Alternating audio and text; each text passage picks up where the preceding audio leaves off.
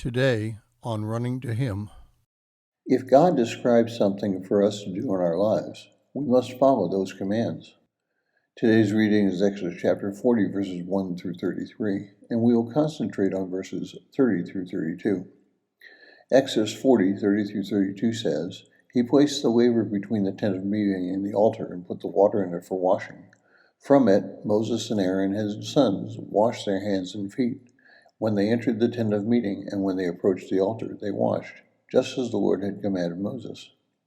Now, sometimes we wonder why God prescribes certain activities which must be done.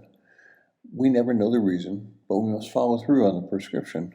We might ask, are there things laid out in the New Testament that we must do? And the answer is an unqualified yes. In the Sermon on the Mount, Matthew 5 through 7, Jesus addressed several ways that we must interact with people around us and with God. First, he stated, "But when you fast, anoint your head and wash your face."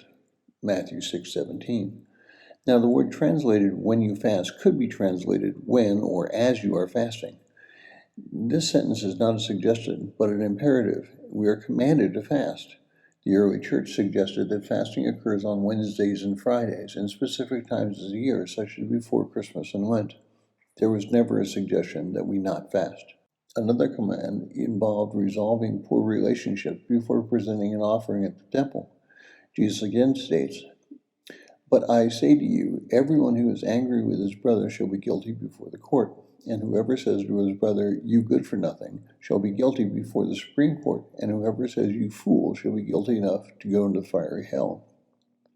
Therefore, if you are presenting your offering at the altar, and you remember that your brother has something against you, leave your offering there before the altar and go.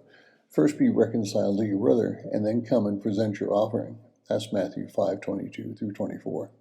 As we've quickly looked at these two passages, there are many more that encourage specific behavior in the life of a Christian.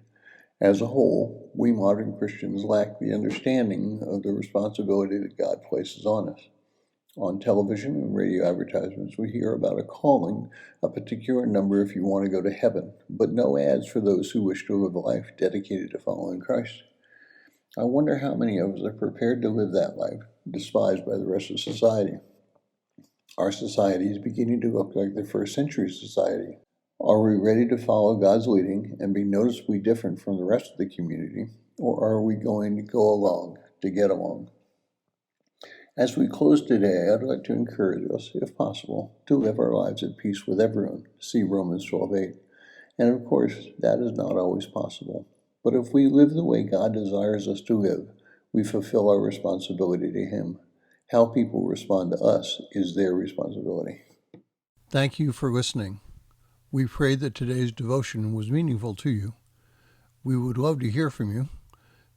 You can use either Facebook or YouTube to like, subscribe, share, and tell others about us. If you would like to contact us, you can reach me at phineasjacobus@runningtohim.net.